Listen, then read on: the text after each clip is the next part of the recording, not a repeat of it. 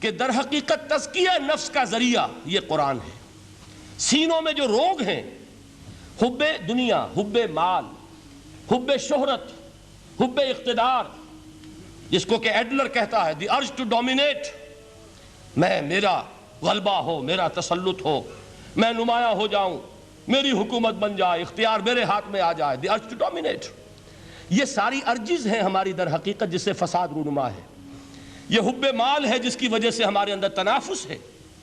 الہاکم التکاثر حتی زرتم المقابر، یہ کثرت اور بہتات کی طلب تمہیں غافل کیے رکھتی ہے یہاں تک کہ قبروں تک جا پہنچتے ہو۔ آنکھ انسان کی کھل نہیں پاتی۔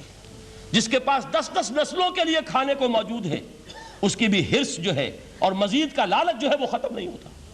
یہ چیزیں ہیں اصل روگ۔ ان دلوں کے روگوں کا اور سینوں کے اندر کے ان امراض کا علاج قرآن ہے۔ یا ایھا الناس قد جاءتکم موعظۃ من ربکم وشفاء لما فی الصدور۔ اب جب یہ دو چیزیں ہو جائیں گی، اب تیسرا لفظ ہے ہدن۔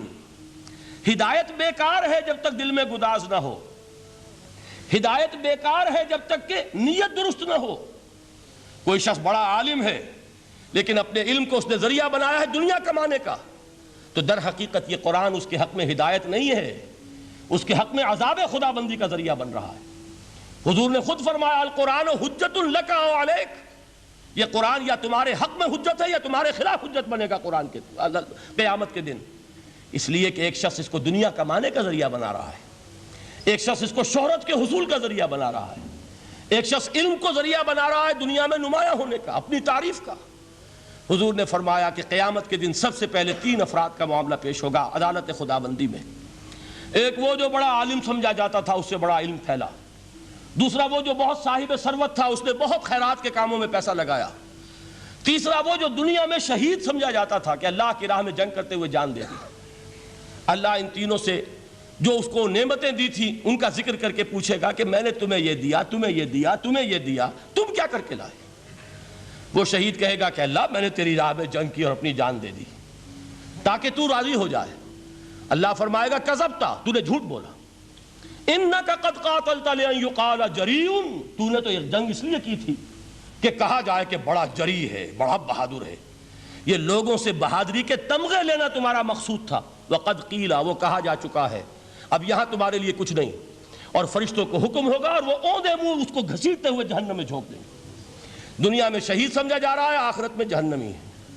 یہی حال اس عالم کا ہوگا، یہی حال اس دولت مند کا ہوگا۔ تم نے یہ علم پھیلایا تھا کہ تمہارے علم کا چرچا ہو جائے، تمہاری شہرت ہو جائے، لوگ تمہاری دست بوسی کرنے لگیں، لوگ تم سے جھک کر ملیں۔ وہ دنیا میں ہو گیا، تمہارا مطلوب مل چکا، تمہارا مقصود حاصل ہو چکا، اب یہاں کچھ نہیں۔ تو جان لیجئے کہ جب تک دلوں کے روگ درست نہ ہوں، علم بیکار ہے، ہدایت قطعاً غیر مفید ہے۔ پہلے دلوں کا کرسٹ اترے، اس کی سختی دور ہو، یہ ہے موعظہ۔ دلوں کے اندر سے حب جاہ، حب دنیا، حب مال نکلے، یہ ہے تزکیہ، شفاء لما فی الصدور۔ اب ہدایت خداوندی، اب راستہ آپ دیکھیں گے اور اس راستے پر چلیں گے۔ یہ ہدایت جو ہے دنیا میں، یہی آخرت میں رحمت کی شکل میں ظاہر ہوگی۔